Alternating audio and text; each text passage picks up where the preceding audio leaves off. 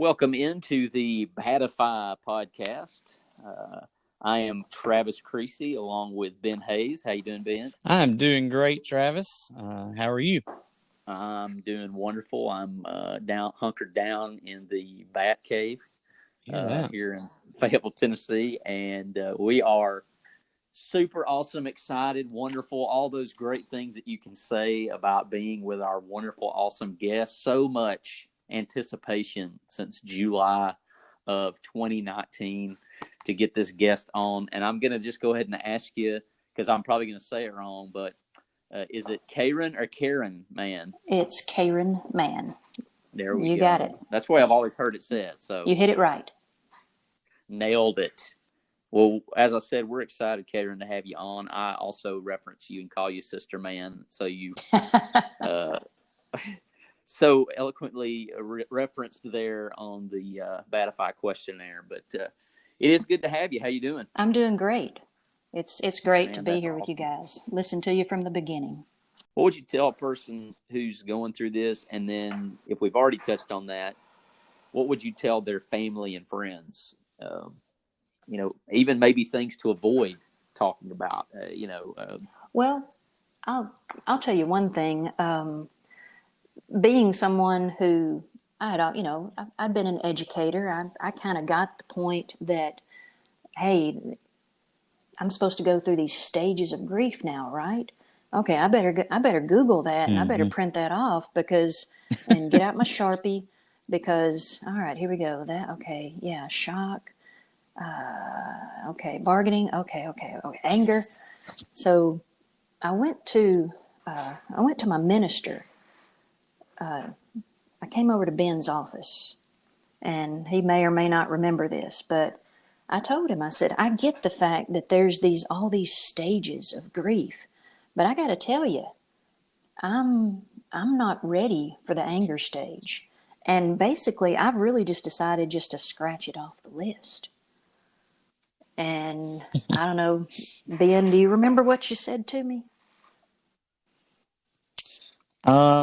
There's a couple of things I'm thinking, but I don't know. I'll let you tell the story. Well, I tell you, what you said to me, I wanted to throat punch you. I'll just be honest. Great. Yeah, that's even better. I don't think. I did not foresee the first threat to one of us being in the Cayron Man podcast, but I like it. So that's right. I made that statement to Ben, and I mean, I was really grateful for the time because I think I said, hey, can I talk to you for just a minute? And of course, a minute usually lasts, about 45 minutes, but I just basically told him. And I think this might have been, it might have been just within a couple of months, And I said, I'm just going to scratch off anger. I've decided not to go that direction, and I'm not sure what's going to happen if it comes about, And you looked at me and you said, well, I can kind of see what you're saying there, but if it does happen, maybe the best thing to do might just be to wade through it. And that's when I wanted to throat punch you. That was not the comforting answer that I thought I was going to hear. But then I realized that was the answer that I needed to hear. That I started focusing on the word through. That's what you were trying to get me to hear you say, that you're going to get through this.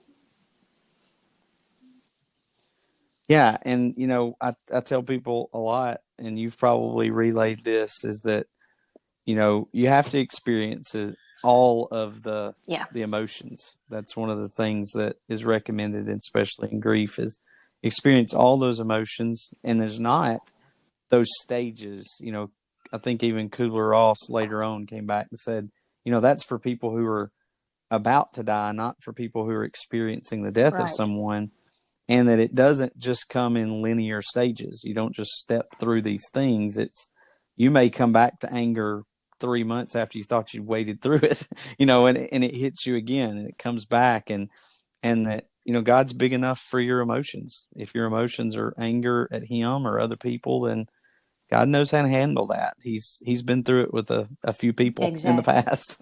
And you're right. I mean, those stages, they're for people who are experiencing, a progressive illness.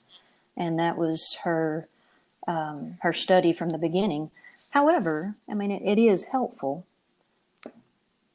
That's for sure. And they're not a checklist, and they don't go in order. That's for sure.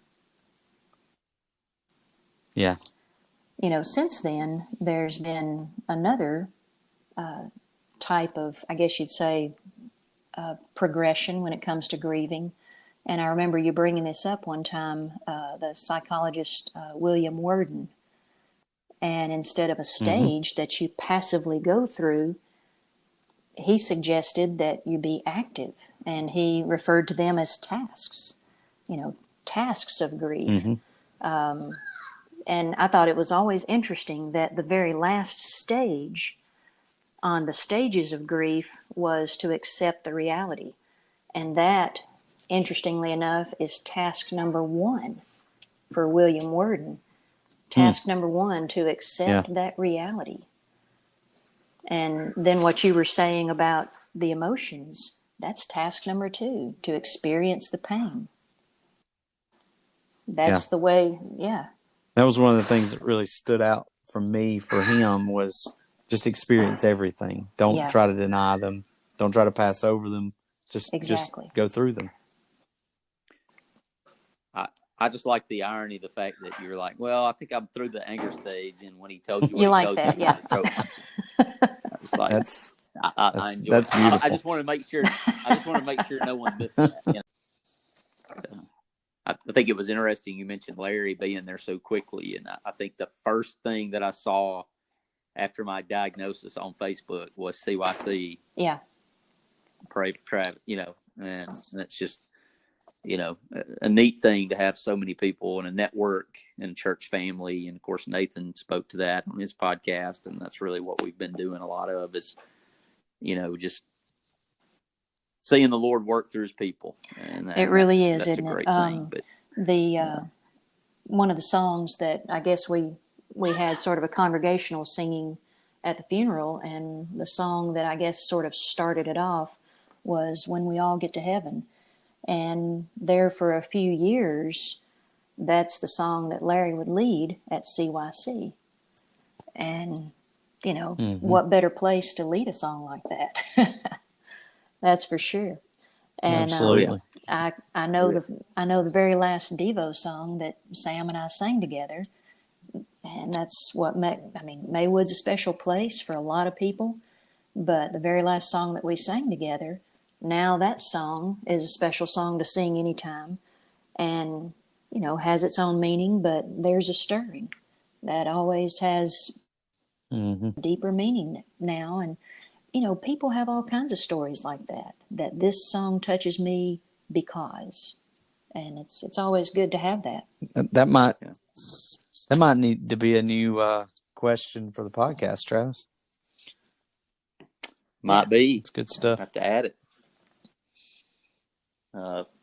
Cayron's certainly one of those people that works with the podcast in the background most of the time, and sends us good ideas and suggestions, and we appreciate the encouragement and all that we do. I know that you've come up, or at least helped Ben come up with some of our videos, ideas, and things in the past. So we appreciate it.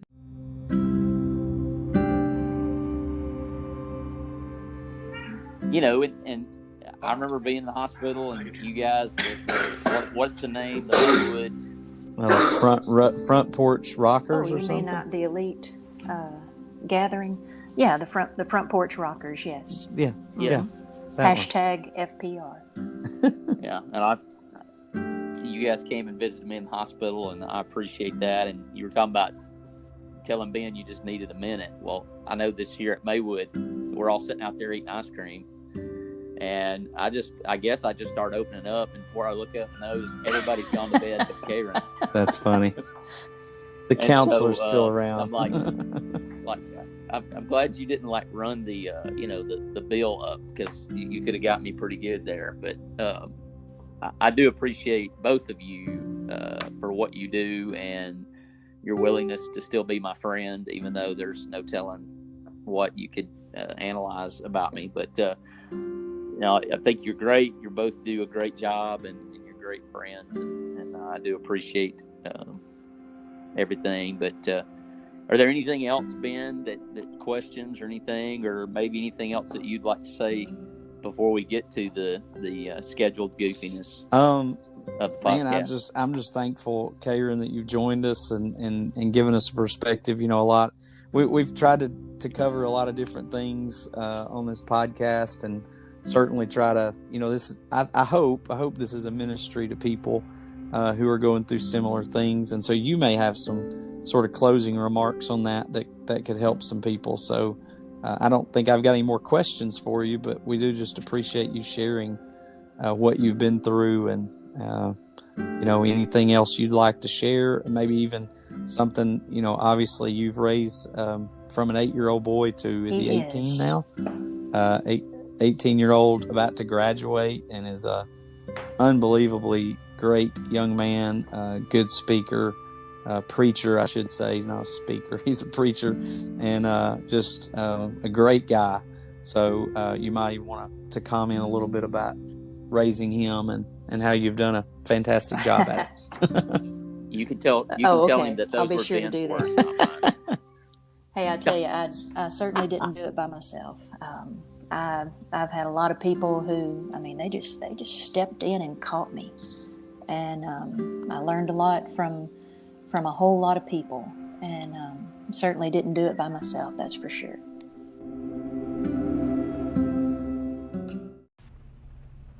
Just want to take a moment as we get ready to ask the final question to our guests to encourage you, if you are in the market or looking to create your own podcast, to look at Anchor. That's what we use. As you listen, you may be thinking, if these two guys can do it, then anybody can, and that's absolutely true with Anchor. The best part is it's free. There's plenty of creation tools that allow you to record, edit your podcast right from your phone or computer. You can also contact and have your guests on from different locations or right there in the room with you. Anchor will distribute your podcast for you. It can be on Spotify, Apple Podcast, and many more. You can make money from your podcast with no minimum listenership. It's everything you need to make a podcast in one place. Download the free Anchor app or go to anchor.fm to get started. So what's your most rewatched movie? That would have to be, y'all like to ask these questions, don't you? Most rewatched movie, probably Mary Poppins, the original Mary Poppins. Yeah. That's nice. That wouldn't be Spoonful the Would it truth with me. Not even sure I ever watched it all the way through. Okay, I've seen this bits and podcast pieces, is but really over. Wow. just went down. Yeah, did a lie. But I did go back the other day and watch the complete Sound of Music. I'd never seen it either, but I did give myself over to that. And I'll be honest, Travis, you'll like it. It's not what I thought it was. It actually has a lot to do with, like, you know, Nazi Germany and sufferings of the people. And it was actually, it was not. Well, why did I like that? I mean, you're a history guy. Not that you're a Nazi or like suffering of people, but you know, anyway. It's not the preview that you always see for some reason. They don't show the real parts of it. No, just see dancing in the, you know, Edelweiss, and that's all you know about it. Which is why I've never seen it. We need a Larry Davenport story that. Well, I don't know if he can be. Is that even possible? I honestly don't. Give it a whirl. Just give us a Larry Davenport story of your choosing. Guys, I'm sorry. Maybe it's late. I don't have one. Man. I'm sorry, guys. That's tough. The search for an embarrassing Larry Davenport story. It's not anything. I don't have anything that would be really of interest. I honestly don't. I mean, I have niece stories, but yeah. I remember. That'll do. Let's go. I remember when Emma Lynn was born, and there's, I believe, about 6 years difference between Emma Lynn and Ellen. Ellen is the older of the two. And I remember Larry saying, you know, he's in there with Emma. She's probably a couple months old, and he's changing her diaper. And Ellen, being 6 years older, all of a sudden was just, she was the little mommy. She knew everything. And Larry realized she was looking over his shoulder, and you're doing that wrong. You're doing that. I'm telling Mom, you're going to kill her. I mean, and that escalated. And I think Larry just kind of turned around like, get out. Yeah. You're going to kill her. So Larry is incapable. Is that what she's saying? He's absolutely, not fit to do his job. I think as a that's father. what. Yeah, I think that was it. I'm message? telling Mom. And obvious, whatever he was doing, he was doing it wrong, and it was impending wrong. death. That's awesome. I love what y'all are doing. I love your podcast, and not just the podcast. I love what you do in your lives and the people that y'all help, and it's numerous. I can tell you. Well, we appreciate that, and we really do appreciate you being on with us and sharing your wisdom, both from a understanding perspective because you've been through it, but also from a perspective of someone who is trained to help other people through it too. And so well, it's thank awesome you so to much, have guys. you aboard.